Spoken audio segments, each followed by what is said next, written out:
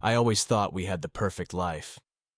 My name is John, and my wife Alice and I have been married for 15 years. We lived in a beautiful suburban home in the quiet town of Greenfield.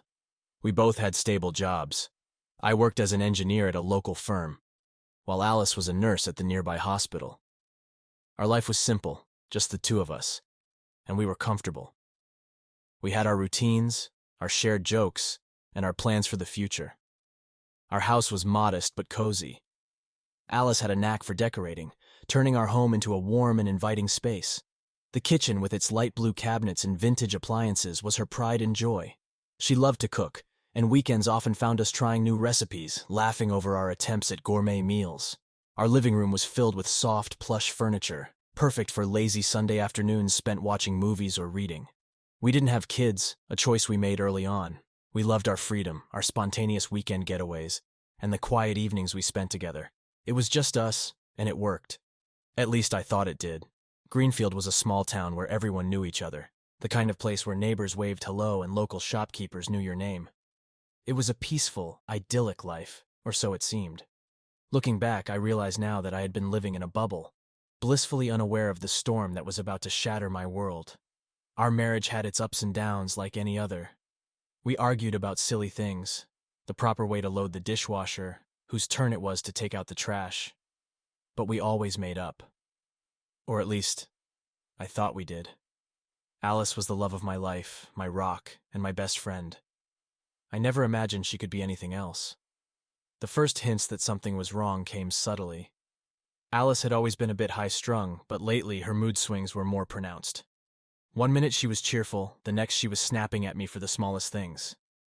I chalked it up to stress from her job. Nursing wasn't easy, and the long hours were taking their toll on her. Or so I believed. I first noticed a change when Alice started spending more time on her phone. She'd laugh at messages, quickly type out replies, and then put her phone down with a satisfied smile. When I asked her about it, she'd brush it off, saying it was just work friends. But something didn't feel right. Her phone was always on silent, and she never left it unattended. Then came the late nights. Alice began working overtime, or so she said. She'd leave the house dressed up more than usual, wearing makeup and perfume that she never bothered with before. When I'd question her, she'd snap back defensively, accusing me of being paranoid and controlling. I hated the tension, so I backed off, but the unease lingered. Weekends, which were once our sacred time together, started changing too. Alice began making excuses to go out alone, claiming she needed some me time. I wanted to trust her, to give her the space she needed. But the nagging doubt in the back of my mind grew stronger with each passing day. One Saturday, she told me she was meeting an old friend for lunch. She left the house looking stunning, her smile brighter than usual. I watched her drive away, a strange feeling of dread settling in my stomach. That afternoon, I decided to clean up the house to distract myself. While tidying up our bedroom, I found a receipt for a dinner for two at an expensive restaurant in a neighboring town. The date on the receipt didn't match any night she was supposed to be working late. I tried to convince myself it was nothing. Maybe she had a work meeting there, or she was treating a friend. But as the days went by, more little things started to add up. She'd come home late, smelling of alcohol and a cologne that wasn't mine. Her clothes, often rumpled and out of place, added to my suspicions. One night I couldn't take it anymore. I confronted her gently, asking if everything was okay, if there was something she wanted to talk about. Alice looked at me with such annoyance, her eyes narrowing. "John, you're overreacting. You're being ridiculous," she snapped, turning away from me. Her dismissal only fueled my anxiety. I began to watch her more closely, noting every late-night text, every unexplained outing. I felt like a stranger in my own home, my trust in the woman I loved eroding with each passing day. My suspicions grew, but without concrete evidence, I was left in a state of constant doubt and paranoia. The woman who had once been my confidant and partner now felt like a distant, secretive stranger. The thought of Alice being unfaithful gnawed at me, but I couldn't bring myself to believe it fully. Not yet. The final blow came on a rainy Tuesday evening. Alice had told me she was working late again, a frequent occurrence lately. I decided to surprise her with dinner at her hospital, hoping to rekindle some warmth between us. I packed her favorite meal, a gesture that felt painfully reminiscent of better days. When I arrived at the hospital, I was greeted by one of Alice's colleagues, Claire. She looked puzzled when I mentioned Alice working late. "Alice isn't on the schedule tonight, John," she said, her brow furrowed. "She left hours ago." A cold chill ran down my spine. I forced a smile and thanked Claire, but inside my heart was racing. If she wasn't here, where was she? I drove home, my mind a whirlwind of thoughts. I decided to call her, but she didn't answer. I texted, asking when she'd be home, and received a curt reply. "Don't wait up." I couldn't sit still. The house felt suffocating, filled with the ghost of my suspicions. Desperate for answers, I decided to check her computer. I knew it was an invasion of privacy, but my need for the truth outweighed my guilt. Opening her laptop, I found her email account still logged in. My hands shook as I navigated to her inbox. At first, it seemed normal. Work emails, spam, newsletters. But then I saw a thread from someone named Richard. My heart sank as I read the subject lines. "Last night. Missing you. Our secret." I clicked on the emails and my world shattered. The exchanges between Alice and Richard were explicit, filled with declarations of desire and plans for secret rendezvous. He was her boss, the head surgeon at the hospital. The man I had met several times, who had always seemed so professional and distant. The most recent email, sent just that afternoon, confirmed my worst fears. They had booked a room at a hotel downtown, the same night she was supposedly working late. The email contained details that left no room for doubt about what was happening there. My vision blurred with rage and betrayal. The woman I loved, the life we had built together, it all felt like a cruel joke. I couldn't stay in the house, surrounded by memories that now felt tainted. Grabbing my keys, I drove to the hotel, my mind a storm of emotions. When I arrived, I parked across the street, staring at the hotel entrance. I didn't know what I would do if I saw them, but I needed to see the truth with my own eyes. After what felt like an eternity, I saw them. Alice and Richard, walking out together, his arm around her waist, both laughing like they didn't have a care in the world. They didn't see me. I watched them get into his car and drive away, my heart pounding in my chest. The sight of them together, so casual in their betrayal, was the final confirmation I needed. The woman I loved was gone, replaced by a stranger who had shattered my trust. I drove back home, feeling numb. I didn't know what to do next, how to confront her. The evidence was undeniable, but the emotional impact was overwhelming. I spent the night on the couch, my mind replaying the scenes over and over, unable to escape the reality of Alice's infidelity. By the time she came home, it was nearly dawn. She walked in quietly, probably thinking I was asleep. But I was wide awake, waiting. As she tiptoed into the living room, our eyes met, and she froze. "John," she started, but I cut her off. "Don't," I said, my voice trembling with a mixture of anger and heartbreak. "I know everything, Alice. I know about you and Richard." Her face went pale and she opened her mouth to speak, but no words came out. The silence between us was deafening, filled with the weight of her betrayal and my shattered trust. Alice stood there, her eyes wide with shock and guilt.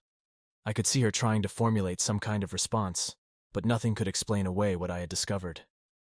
The silence stretched on, thick and suffocating, until I couldn't take it anymore. "How long, Alice?" I demanded, my voice shaking with barely contained rage. "How long have you been screwing him behind my back?" She flinched at my words, her face crumpling. "John, it's not what you think," she stammered, taking a step towards me. "Please, let me explain." I laughed bitterly. "Explain? You want to explain why you were in a hotel with your boss, instead of working late at the hospital? You think there's anything you can say that will make this okay?" Tears welled up in her eyes, but I felt no sympathy. I was too hurt, too angry to care.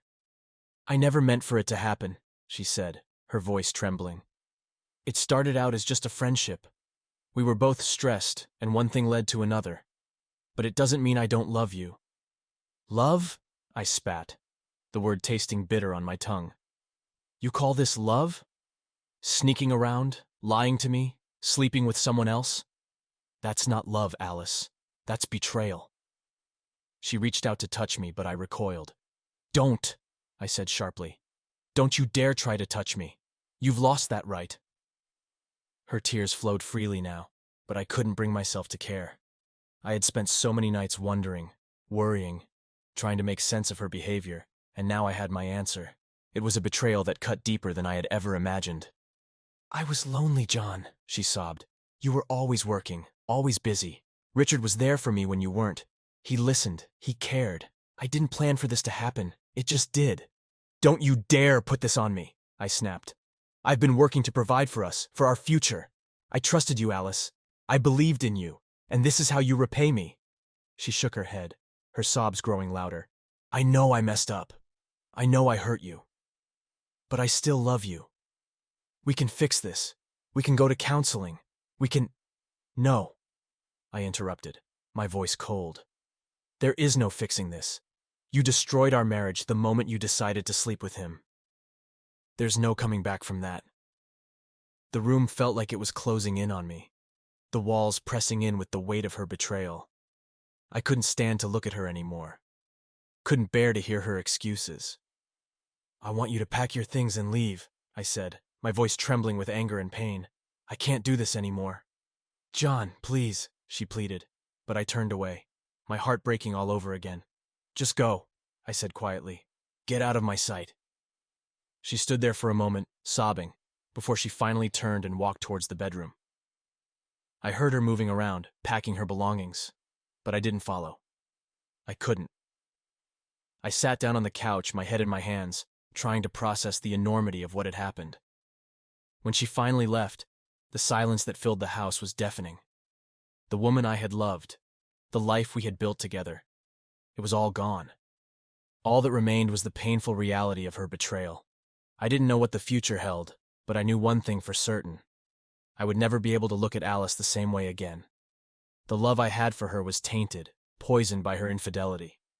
And as much as it hurt, I knew I had to move on, to find a way to rebuild my life without her. In the days that followed, my emotions were a whirlwind. Anger, betrayal, sadness, all swirling around, consuming me. I couldn't eat, I couldn't sleep, and everywhere I looked I saw reminders of Alice. The house felt empty, haunted by the ghost of our past life together. I couldn't just let this go. I needed to do something, to take back control of my life. The anger was the worst of it, a burning, relentless fury that demanded action. I couldn't let Alice and Richard get away with this. They had destroyed everything I held dear, and they needed to pay. I began to plan my revenge. It wasn't enough to simply move on. I needed them to feel the same pain I was feeling. I needed to expose their betrayal for everyone to see. First, I gathered all the evidence I could. The emails, the messages, the photos, all the proof of their affair. I compiled everything into a detailed dossier, making sure no detail was left out. The more I uncovered, the more my resolve hardened. Next, I set my sights on Richard. He was a respected figure at the hospital, admired by his colleagues and trusted by his patients. His reputation was impeccable, and I knew exactly how to destroy it. One evening, I sat down at my computer and began crafting a series of anonymous emails. I sent them to the hospital board, to his colleagues, and to the local press. I included all the evidence I had gathered, detailing their affair in explicit detail. I knew it would create a scandal, that it would tarnish his image beyond repair. Then I turned my attention to Alice. I needed to confront her one last time, to make sure she understood the consequences of her actions.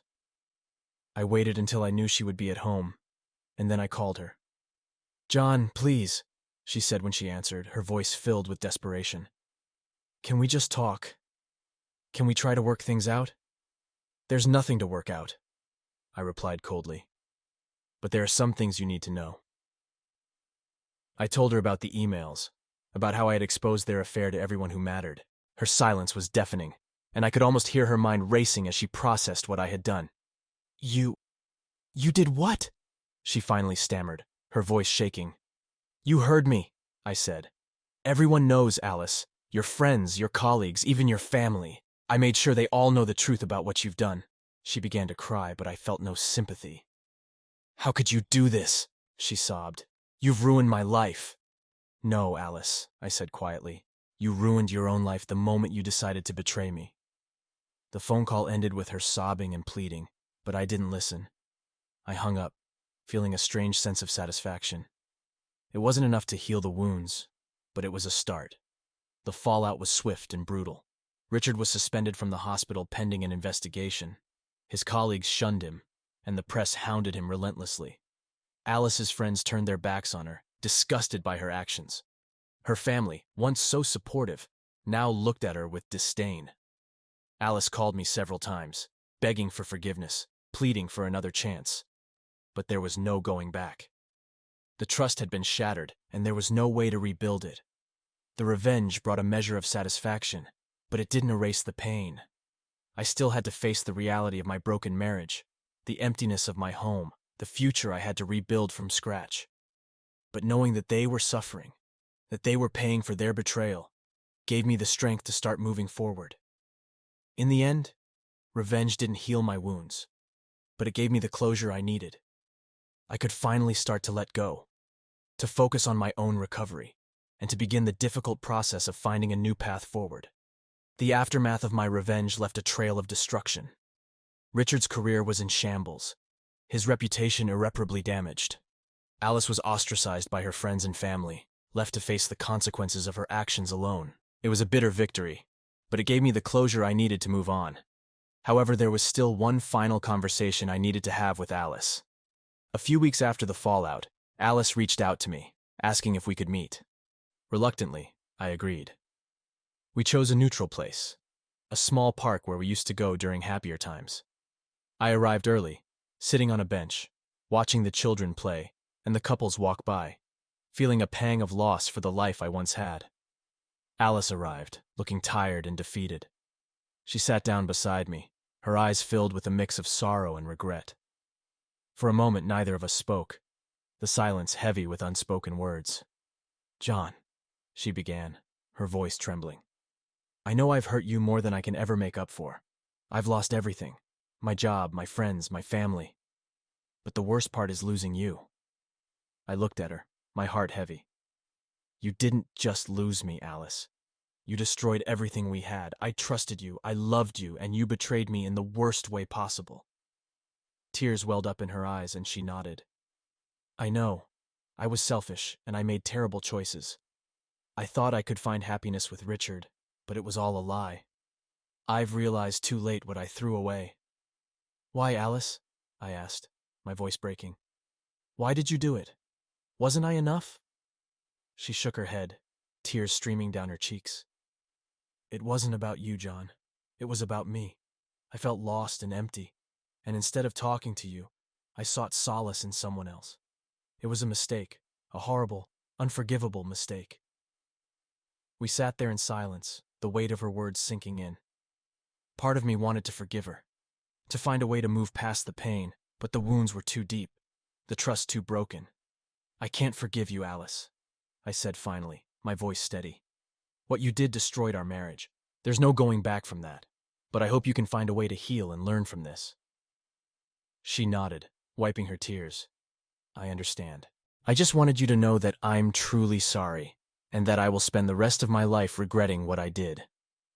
We sat in silence for a few more minutes, the weight of our shared history hanging between us. Finally, I stood up, ready to leave the past behind. "Goodbye, Alice," I said, looking down at her one last time. "Goodbye, John," she replied, her voice barely a whisper. As I walked away, I felt a sense of finality, a closing of a chapter that had brought so much pain. It was time to focus on my own healing, to rebuild my life without the shadow of betrayal hanging over me. Alice and I had shared many memories, both good and bad, but it was clear that our paths were meant to diverge. The last conversation was a step towards my own recovery, a necessary confrontation that allowed me to begin moving forward.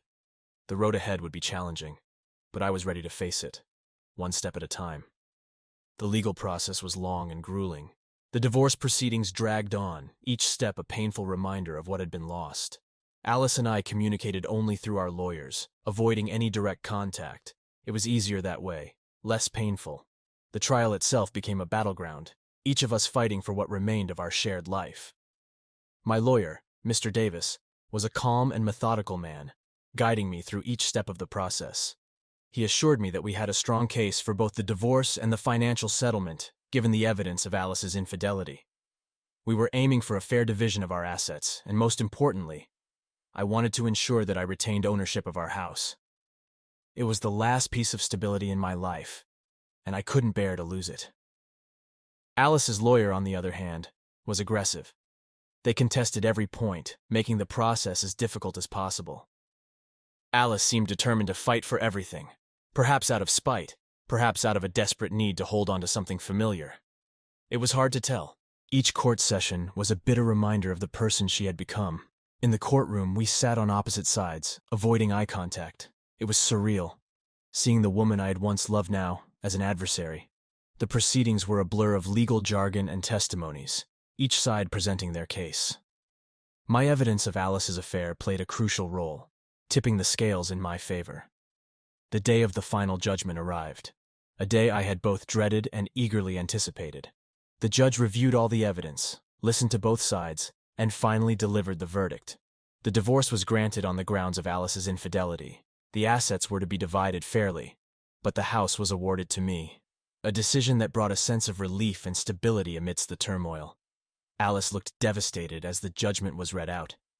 She had lost the battle, and the reality of her actions had finally caught up with her. There was no more fighting, no more accusations, just the cold, hard truth of the consequences she had brought upon herself. After the trial, I walked out of the courtroom, feeling a strange mix of emotions, relief, sadness, and a hollow sense of victory. The marriage was officially over. A chapter of my life closed forever. I drove home, the house that was now legally mine, and sat in the living room, reflecting on the journey that had brought me here. The divorce trial had been a necessary step towards closure, a painful yet essential process to sever the ties that had once bound us. It was a harsh lesson in betrayal and resilience, teaching me the importance of trust and the strength to rebuild from the ashes. That evening, I walked through each room of the house, memories flooding back with every step, the laughter, the arguments, the dreams we had shared, all now part of a past that I needed to let go of. I knew it would take time to heal, to truly move on, but the trial had given me a sense of finality, a clear path to start anew. As I stood in the doorway of what had once been our bedroom, I made a silent promise to myself, to rebuild, to find happiness again, and to never let betrayal define my future. The journey ahead was uncertain, but I was ready to face it with strength and determination. The trial was over, but my new life was just beginning. The trial's conclusion marked the beginning of a new chapter in my life. The house was now mine, a solitary fortress where I could start rebuilding. The days that followed were a mix of grief and tentative hope. There was a strange sense of peace in the silence, a relief in knowing that the worst was behind me. But the path to healing was long, and I was determined to face it head on. I began by making changes around the house. I repainted the walls, changed the furniture layout, and created a space that felt like mine. It was a therapeutic process, each stroke of paint, and each new piece of furniture symbolized a step towards reclaiming my life. I threw myself into work, taking on new projects and challenges. My colleagues noticed the change in me, the drive to move forward. It was an escape, a way to fill the void left by Alice's betrayal. But I knew work alone couldn't heal the wounds. I needed to reconnect with the world, to rediscover who I was outside of the failed marriage. I started by reaching out to old friends, people I had lost touch with over the years. Their support was a balm to my wounded heart. We met for coffee, went on hikes, and talked about everything under the sun. They helped me see that life goes on, that there is still joy to be found despite the pain. One of my friends, Mark, suggested I try therapy. At first, I was hesitant, but I knew I needed help to process everything that had happened. I found a therapist, Dr. Ellis, who specialized in dealing with betrayal and loss. Our sessions were intense, digging deep into my emotions, but they were also incredibly healing. Dr. Ellis helped me understand that it was okay to feel pain, that it was part of the healing process. As months went by, I started to explore new interests and hobbies. I took up photography, capturing the beauty of the world through my lens. It was a way to see things differently, to focus on the positive. I joined a local photography club, meeting people who shared my passion. Their enthusiasm was contagious, and for the first time in a long while, I felt a spark of excitement. Through the club, I met Emily. She was a fellow photographer with a keen eye for detail and a warm, infectious smile. We started talking, sharing stories of our lives and our love for photography. There was an ease in our conversations, a connection that felt natural and unforced. Emily was understanding and patient, aware of the scars I carried. She didn't push for more than I was ready to give, but her presence was a comforting reminder that there was life beyond the pain. One evening after a club meeting, we went for a walk in the park. The sun was setting, casting a golden glow over the landscape. We sat on a bench, watching the world go by, and she turned to me, her eyes filled with kindness. "John, you've been through so much," she said softly. "But you're still here, still standing. That takes incredible strength." Her words touched something deep inside me. For so long, I had felt weak, broken by Alice's betrayal. But Emily saw something else in me, something I hadn't recognized in myself. "Thank you," I replied, my voice filled with gratitude. "I guess I just take it one day at a time." She smiled, taking my hand in hers. "That's all any of us can do." Our relationship grew slowly, built on mutual respect and understanding. Emily became a source of joy in my life, a reminder that I was capable of love and happiness again. She was patient, giving me the space I needed to heal, while also encouraging me to embrace the future. As the seasons changed, so did I. The pain of the past began to fade, replaced by a cautious optimism for what lay ahead. I had learned so much from the ordeal, about trust, resilience, and the importance of self-worth. Alice's betrayal had shattered me, but it had also forged a new strength within me, a determination to never settle for less than I deserved. One day, as I stood on the porch of my newly decorated home watching the sun rise, I realized I had come full circle. The house, once a symbol of my broken marriage, was now a testament to my resilience and new beginnings. I had faced the darkest parts of my life and emerged stronger, ready to embrace whatever the future held. Emily joined me, wrapping her arms around me as we watched the sunrise together. "What's next for you, John?" she asked, her voice filled with warmth. I smiled, feeling a sense of peace I hadn't felt in a long time. "Whatever comes," I replied. "I'm ready for it." And for the first time in a long while, I truly believed it. The journey had been painful and difficult, but it had also led me to a place of healing and hope. I was no longer defined by Alice's betrayal. I was John, a man who had faced heartbreak and come out the other side stronger, ready to embrace a future filled with promise.